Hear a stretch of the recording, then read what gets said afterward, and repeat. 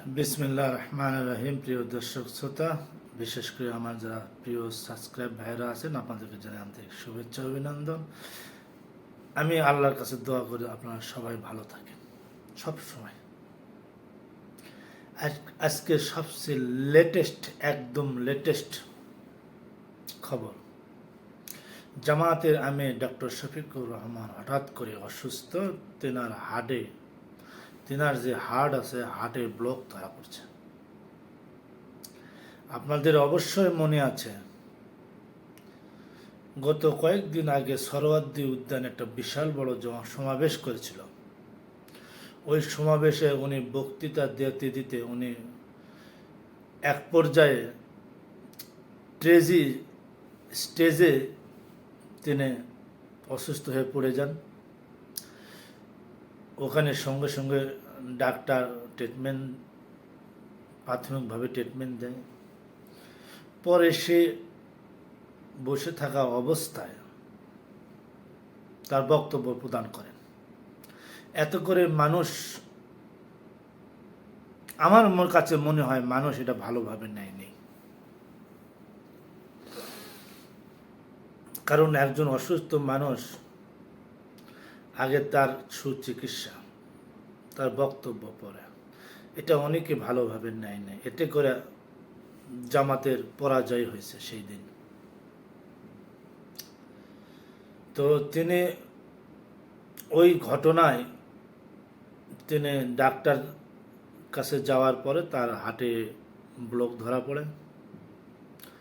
তিনি ইনশাআল্লাহ সুস্থ হয়ে আসবে, এটা আমি কামনা করি অতি দ্রুত।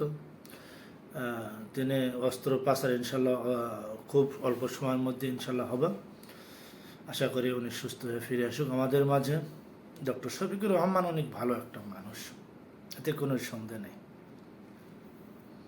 কিন্তু স্টেজের বক্তব্য নিয়ে, এটা রাজনৈতিক বক্তব্য, অনেক সমালোচনা করেন। যেমন বিএনপির সমালোচনা অনেক করেন।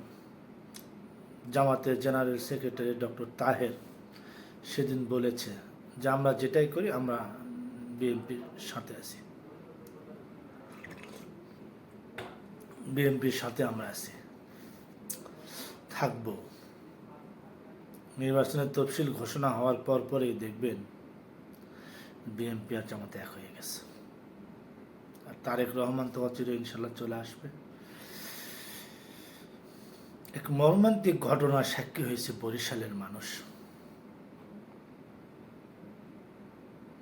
কথাটা আমি বলতে চাইলাম না, সামান্য কিছু বলবো, কারণ এটা বলতে নিজের মনে আমি কষ্ট পাইতেছি অনেক। ভাই, নিজের বাবা মা মিলে নিজের ছেলেকে হত্যা, ছেলের নেশাগ্রস্ত করতো, অত্যাচার করতো। বাসায় এসে সে শাসন করতে গিয়ে বেজায়গায় আঘাত লেগে ছেলেটা মারা যায়।